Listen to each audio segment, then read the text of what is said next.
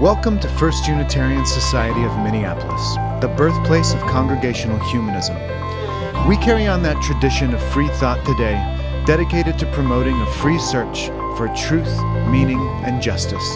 Our web address is firstunitarian.org. Thank you for joining us.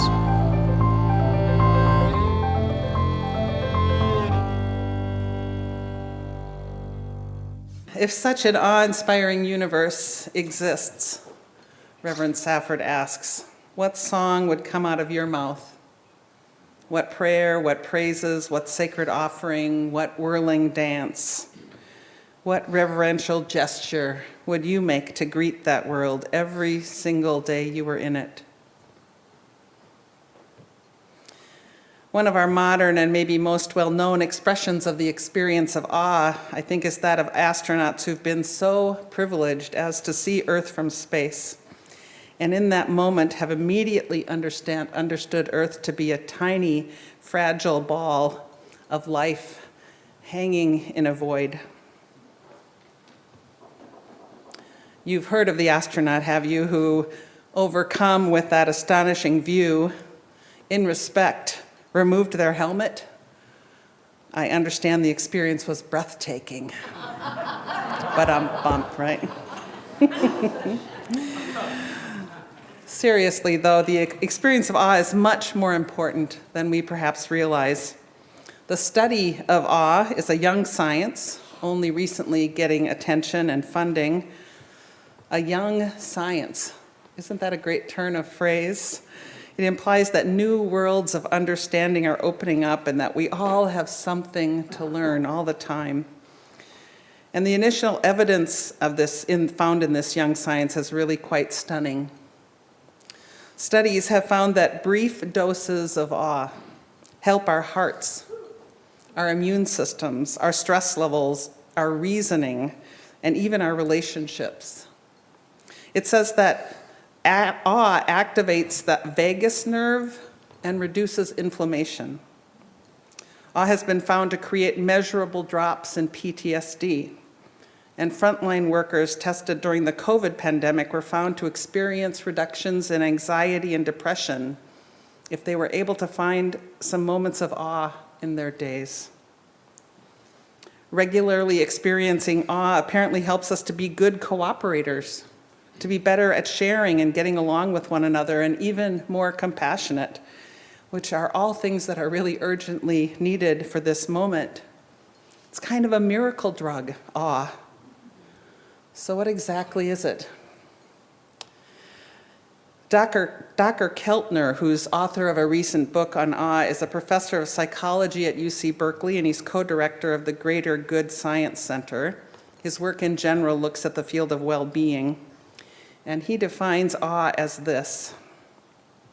Awe is about vast things that transcend your understanding of the world, which you need to accommodate to your understanding of reality.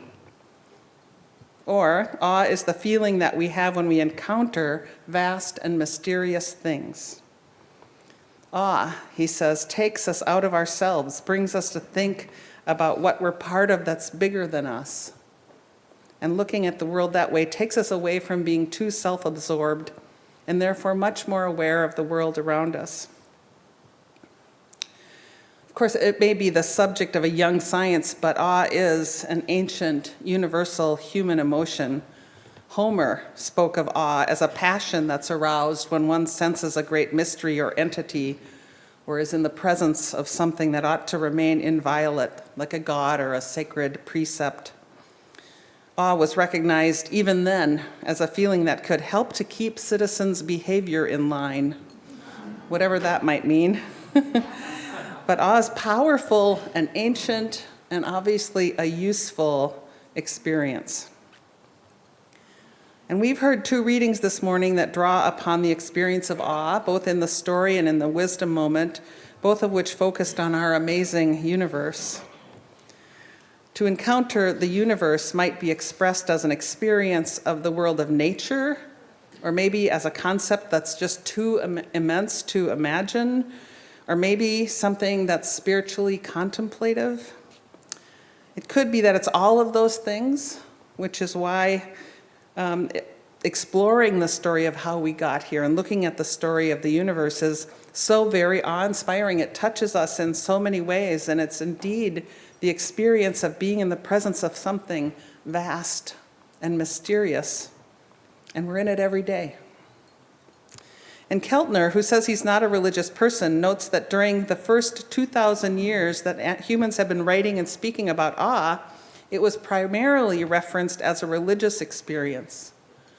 But that more recently there's been a democratization or a secularization of awe, moving the experience of awe beyond religious confines. One of our forefathers, Emerson, played a role in this, especially in his essay, Nature, where he wrote, "Standing on the bare ground, my head bathed by the blithe air and uplifted into infinite space, the undercurrents of the universal being circulate through me." Simply standing on bare ground out in nature to feel one is part of all that is. We stand on the bare ground and can experience awe. Now, you might think that given all the urgencies that are all around us, seeking experiences of awe is an exercise in turning away or sticking one's head in the sand. Or maybe because there are such difficult realities demanding our attention, turning to awe is just a form of avoidance. I get that. I mean, it is no exaggeration to say that for many of us, life is really hard right now. And it would seem that there are much more important things to pay attention to than awe. But I'm also thinking that it might be that getting some doses of awe is more of an exercise in self-care and building resilience, maybe making the path we need to walk just a bit easier, maybe bringing some much-needed joy and comfort to our weary souls and bodies. I mean, what if regular doses of awe really do improve our health, our outlook, our relationships, our ability to engage in community? I mean, what if we simply noticed those moments and opened ourselves to them and to the change they can bring in increasing our gratitude and our general sense of well-being? My sense is that there are possibilities for all around us all the time, even in times of real darkness.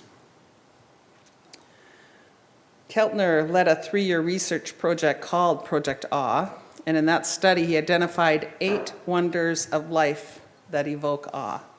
8 wonders of life.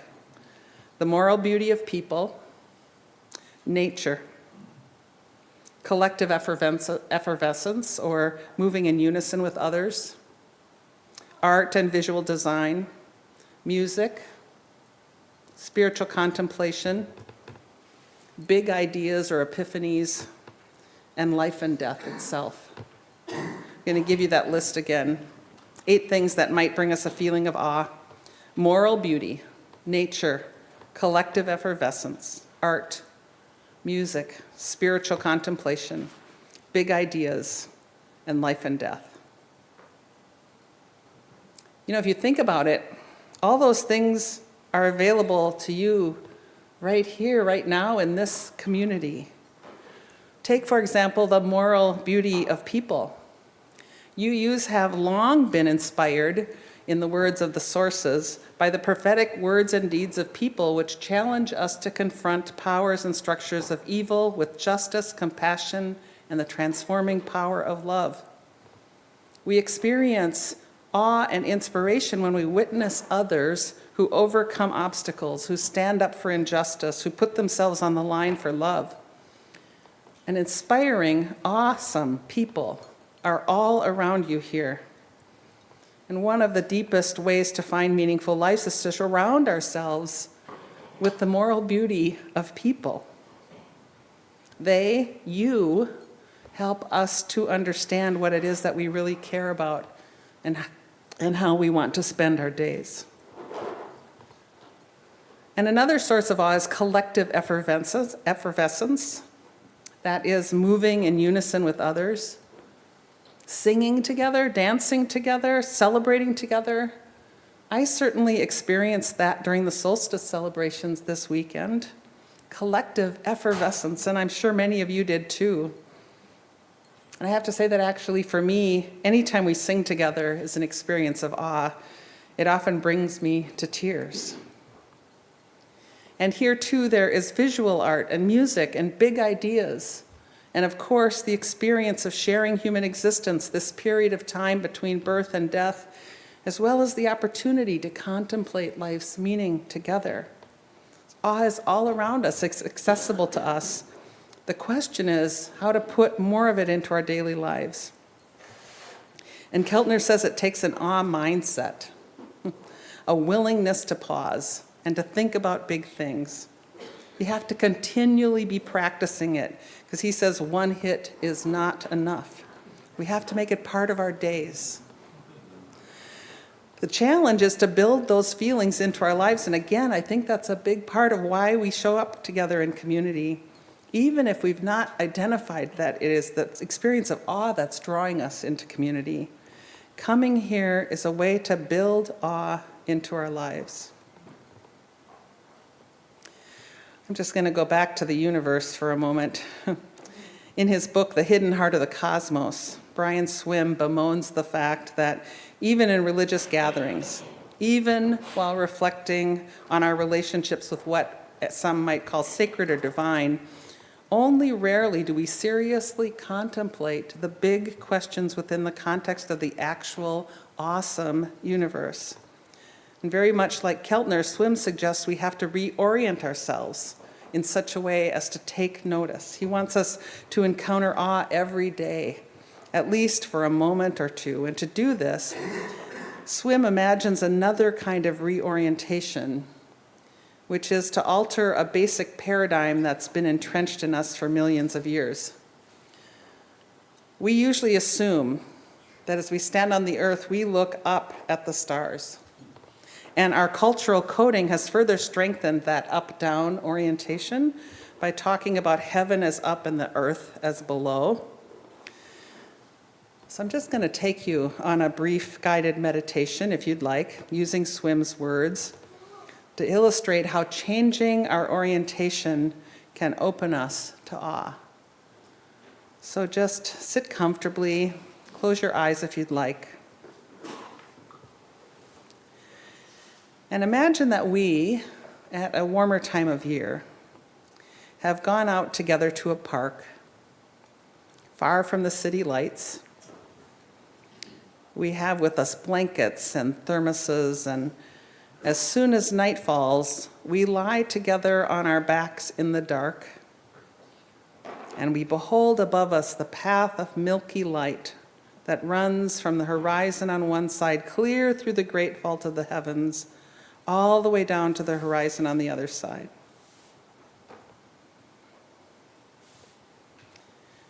And now, as you lie there, aware of the heavens, imagine the earth floating in space. But instead of picturing where you lie as on the top part of the earth with you looking up, reorient the picture in your mind so that you're positioned on the bottom of the earth.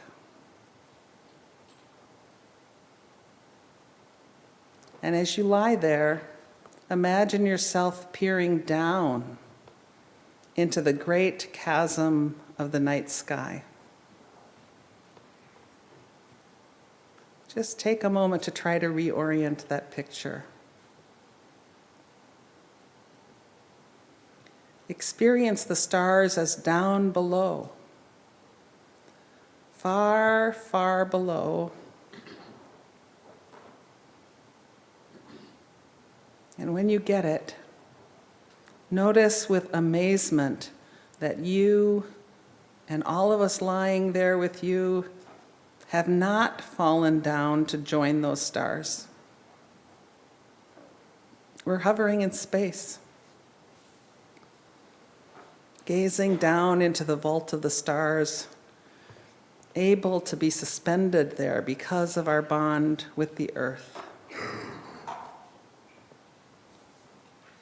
Feel Earth's gravitational power holding you. Lying there, feel the strength of that bond in your shoulders and all along your back and buttocks and legs. The earth is holding you, suspended above the stars. Peer down into the billions of stars drifting in the infinite chasm of space, and allow yourself to just be part of the universe.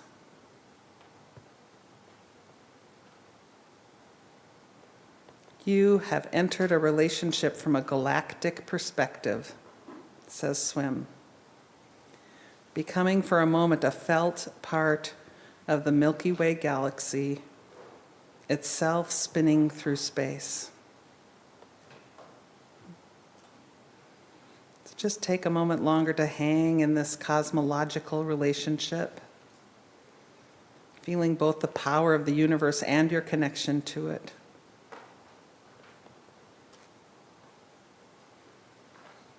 And then slowly come back to this room and time.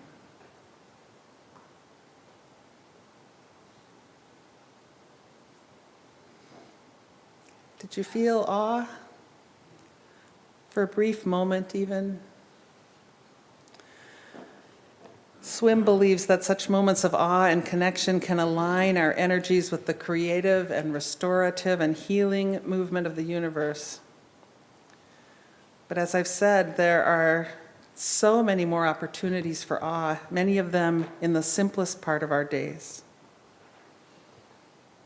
In this season, especially in this season, we can experience stillness, quiet, the presence of winter. I love these words shared at the solstice celebration: to walk crunchingly during a silent evening's gentle snowfall, to see the bright sun turn a white hillside incandescent, to behold the delicate pastels of a winter sunset. Each is a moment of magic.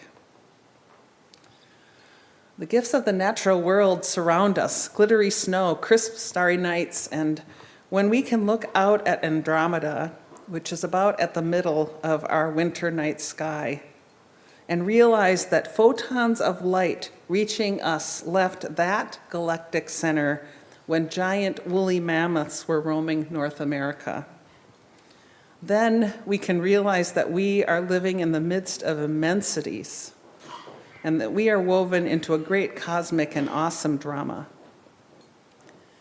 And perhaps in noticing our place in this vast and mysterious universe, while experiencing a sense of oneness with all that is, and especially here in the company of others, we can take off our helmets of self, release for a moment all of our to-do lists, and just stand breathless in awe. May it be so for each of us.